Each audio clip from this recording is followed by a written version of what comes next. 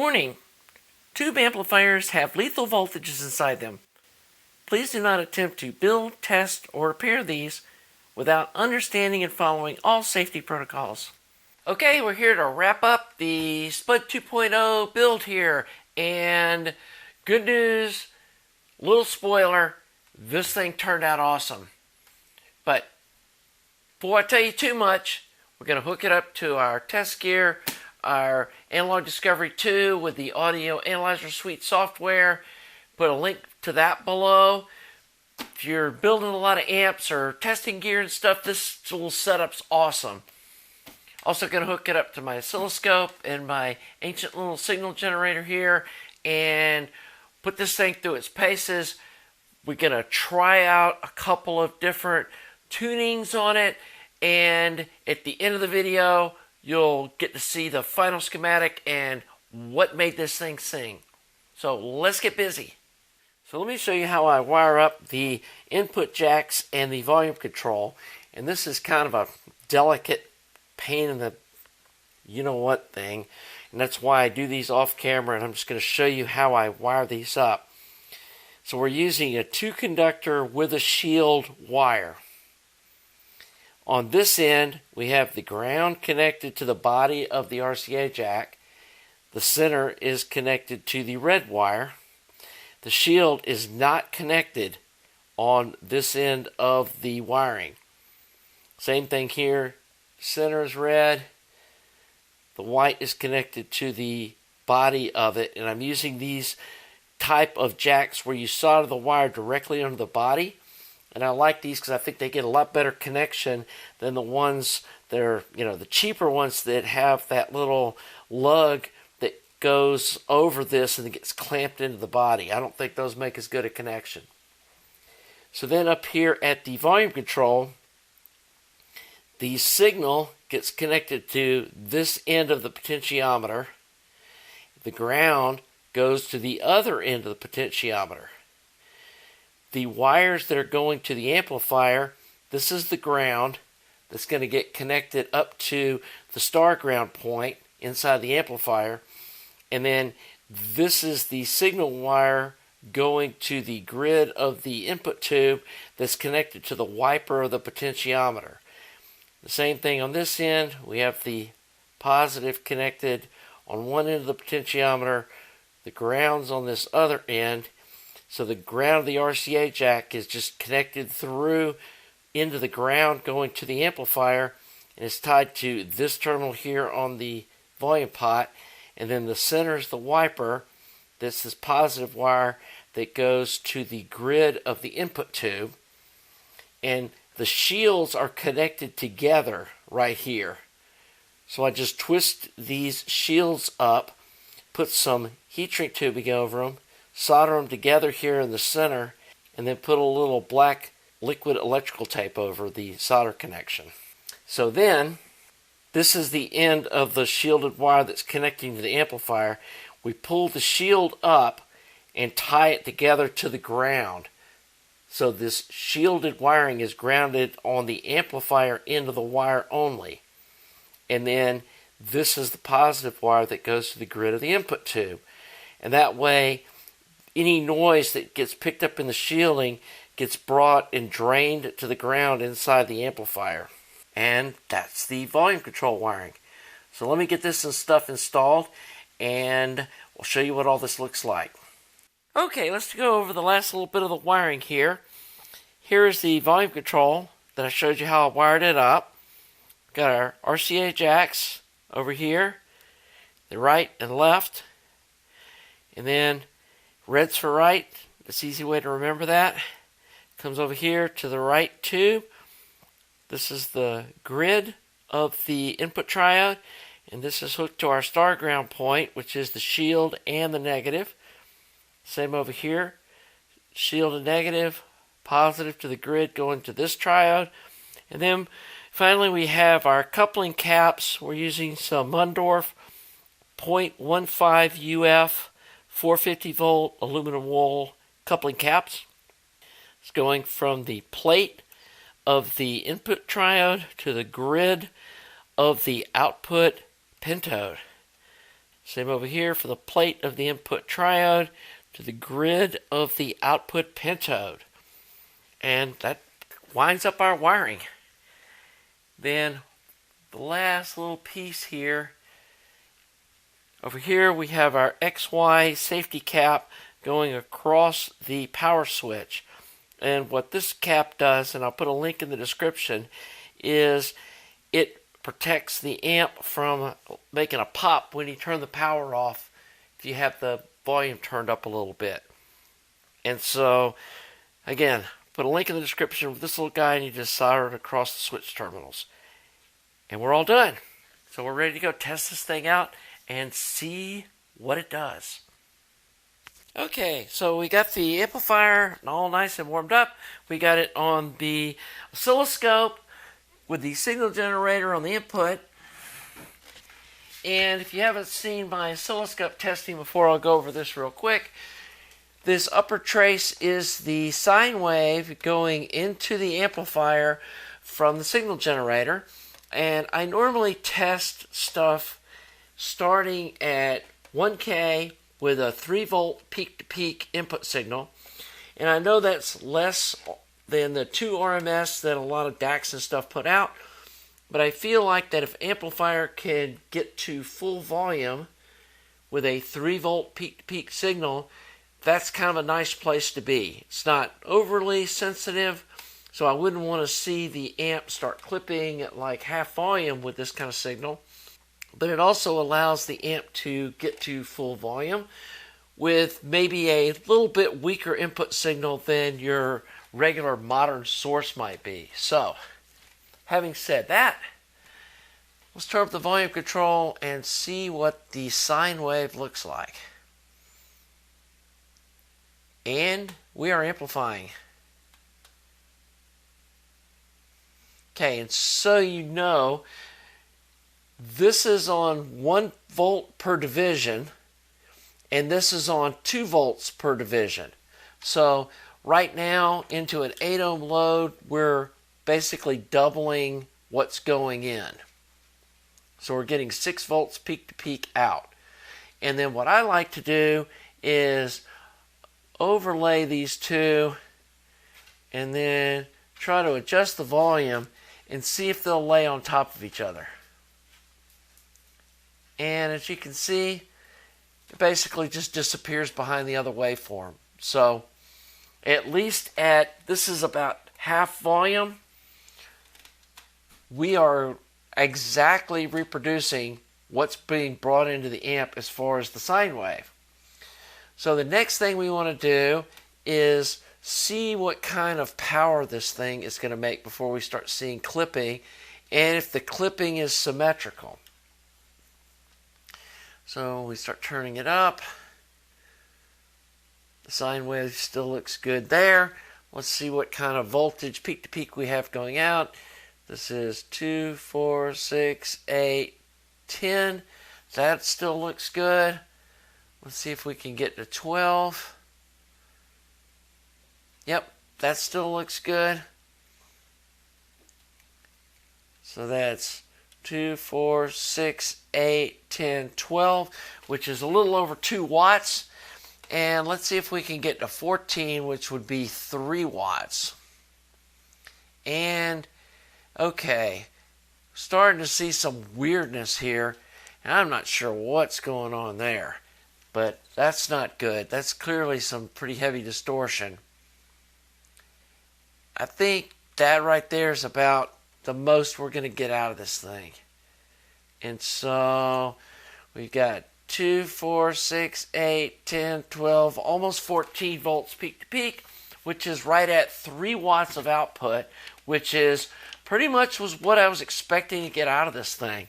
An EL34 makes about 5, and this is really better than what I was getting out of my EL84 amp. And so I'm pretty happy with this. Now, one of the things I'm going to note here is, see how we have that weird distortion, oscillation there, and then there's clipping, but the top of the waveform's not clipping yet. And the bottom is totally flattened out.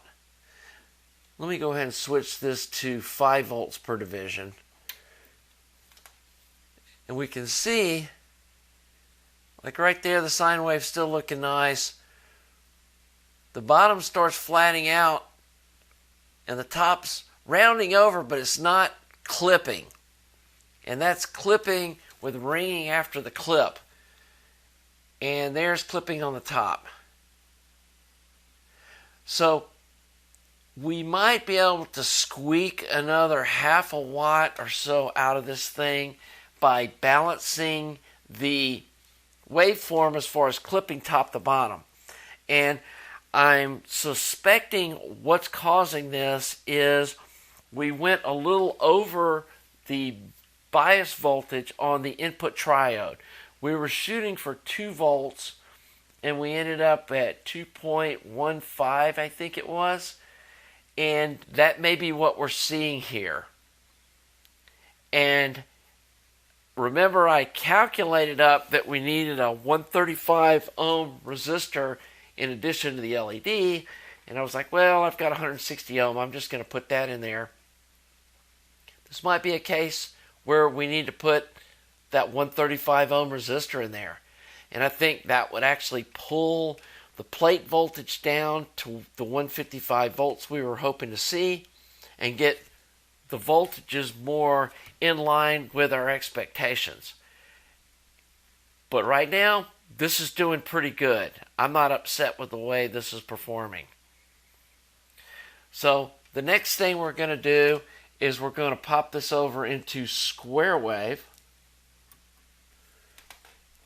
And I have to admit, my signal generator doesn't make the cleanest square wave on the planet. It's an old analog 10 mil unit that I had to replace some capacitors in to really get it working decent at all. And it's probably got some issues. It's an older unit, but I think the square waves are clean enough to make sure we don't have anything crazy going on. And again, we've got kind of an asymmetrical square wave. We've got this front end that's ringing a little bit, which doesn't concern me, but then on the bottom part, this is rolling off. And I would rather see this happening on both sides of the square wave. And I'm wondering, don't know, but I'm wondering if this is caused by that bias being a little too hot on the input triode. So there's probably a little more tuning we can do on this amp, but what I'm seeing here, this will totally play music and it's probably going to sound pretty nice. Again, I'm not super happy with the way this looks, but it's not alarming. And the sine wave looks so good, I think this thing's going to sound fine. And see, we're at the level here where we're seeing that weird oscillation on the bottom part of this sine wave. So let's look at the square wave again. Let's put this back on 2 volts per division. Get this thing at about half volume, which would be basically your 1 watt output kind of area. And let's look at the square wave again. And see, now they're looking a lot more similar. This one does ring a little more on the front end of the upper trace, but we start to see a little bit of ringing on the bottom. And just, let me expand this a little bit so we can see there's difference between here and here, but they're still pretty squared off. And I think this asymmetric waveform we're seeing is related to the bias on that input triode and not the rest of the amplifier. Because I did kind of stray from that spec a little bit. So let's get this thing hooked up to the audio analyzer suite and see what kind of numbers and frequency response this thing pulls on that test. Okay, we've got the amp warmed up and hooked up to the audio analyzer suite, and the first thing we did was a frequency response pull, and I'm really liking what I'm seeing here, especially for an amp with this size output transformers. You can see here from 40 hertz up to 10K is basically table flat. We've got a tiny bit of roll off down on the bottom end, but we're talking about a half a dB, which is just, that's not even worth, you're never going to hear that. And then it rolls off here on the low end, which is a good thing to avoid amplifying subsonic kind of stuff. And then I'm fine with it rolling off on the high end like this. That's 20K. And again, we have maybe a half a dB of roll off between 10 and 20K. And then it just rolls on off, so you don't have to worry about it amplifying some crazy high oscillating frequencies on the top end. So frequency response, these are both channels. Super happy with the way that looks. And the difference between the red and the blue is just the tubes aren't perfectly matched. One of them's a little hotter than the other one, or one of the triodes is a little hotter than the other one. You're probably never going to get these kind of tubes perfectly matched. So that's not a concern. So then I did a THD versus frequency. And again, I'm liking what I'm seeing. We've got, some distortion down here at 20 hertz, which is not shocking. We got 4.5%. But then by the time you get down to 40 hertz, we're at 2%, which on low frequencies is not even going to be audible. Then by the time you get down to 100 hertz, we're under 1. And it just gets better from there. We're down to 0.5% across the spectrum. Not seeing any weird spikes or any issues across the frequency spectrum. So I'm perfectly happy with the way that looks as the amp's built right now. So the last thing we want to look at is THD versus power. This is the one everybody wants to see. So let's give this thing a run and see what we get. And not really as low a distortion as I would like to see, but I'm not seeing anything alarming.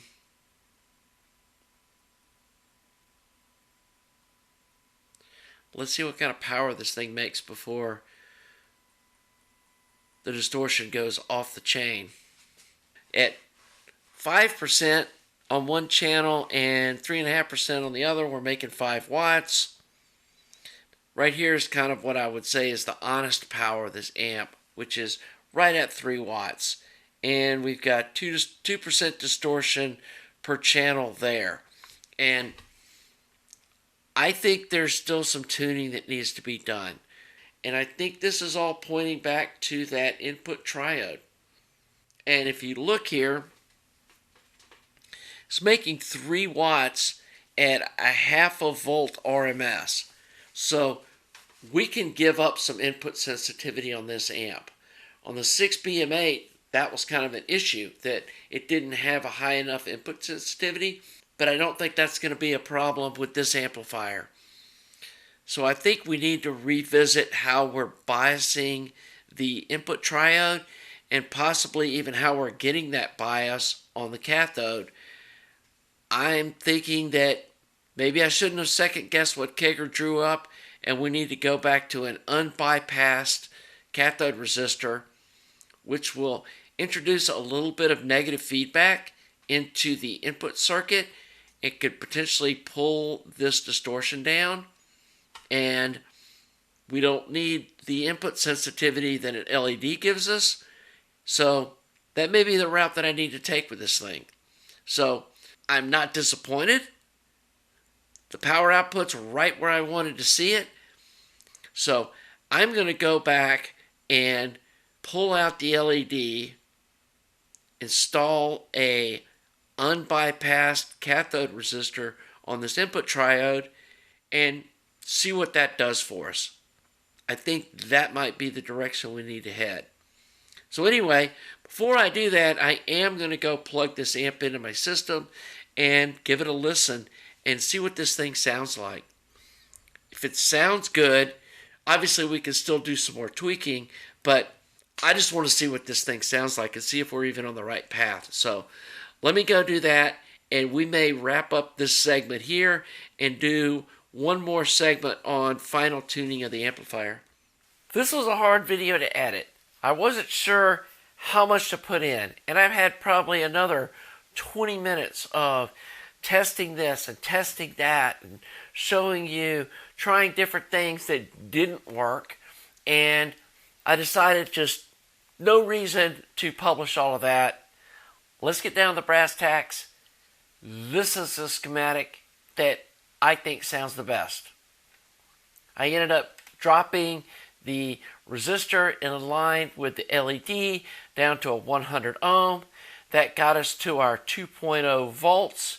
That pulled the plate voltage down to just under 160 to 155 to 160, where we really wanted to be. That got the scope pattern much more symmetrical. It made the square wave look better. The other thing I did try was the 620 ohm unbypassed resistor like Kegger had in the original schematic.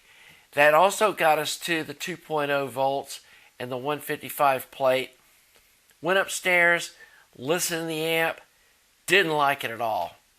It just sounded flat and dull and uninteresting. And I tested all this stuff on the Analog Discovery 2, and strangely, going from the 160 ohm to the 100 ohm didn't change the distortion pattern on the Analog Discovery 2, but the scope pattern looked a little better. So we're going to leave that like that. The 620 ohm tested, it had maybe 0.5% less distortion, but guys, I will give up 0.5% of distortion for a lively sounding amp. This thing sounds great. It sounds way better than the 6BM8 amp does. It's got sparkle. It's got good bass response, which I attribute to these little 15-watt EdCore 5K output transformer. These output transformers are a hidden gem in my honest opinion. I used them on my EL34 6SQ7 amp, and man, that amp sounds awesome too. I think there's something to having right-sized output transformers for the power that you need. And I also think there's something to having an amp that's sized to the power that you need. If you only need 2 or 3 watts, you don't need to build a KT88 or like this KT120 amp I'm planning. If you got efficient speakers in a small space, don't build something like that. Build something that's sized to your requirements. So anyway, this thing now gets the Skunky seal of approval. We're going to stick our Skunky Design logo on it, and this is a wrap. The temperature's measured fine. This transformer's warm, but it doesn't get too hot. We're running the tubes at about 90%. You don't really want to run them hotter than that, so I don't think you need a bigger power transformer to like up the amperage. I measured the temperature of these cathode resistors through the cooling vents. They're not a problem. I am glad I put the little cooling vents in it though, because they're running about 130 degrees Fahrenheit, which, you know, they could use some cooling, but that's nothing to worry about. So I think everything's sized good. The only other thing that I'm going to be toying with is I'm going to do some tube rolling. One of the things that you're dealing with when you change the tube, you're changing the input tube and the output tube at the same time. And I don't know whether the Sylvanias are the good ones, whether the GE ones are better, whether Admiral has them, you know, the RCAs. I don't know which one sounds the best. So I got a pair of RCAs coming, and we'll probably do a follow-up video after this thing's broken in and run for a while.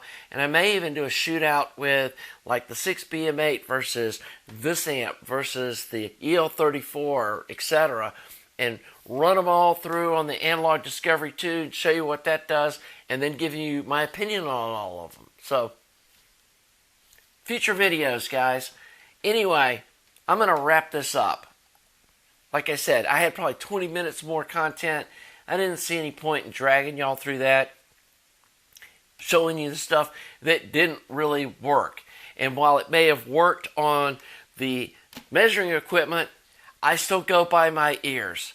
And this LED with the small resistor just sounds really sweet. So anyway, hope you're enjoying this content.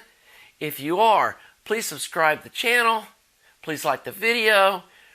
Appreciate you Patreon folks and people that have made donations to the website and also made donations of equipment for me to either test or build for the channel. Really starting to get on a roll here, so thanks again for all that. So until next time, have a nice day.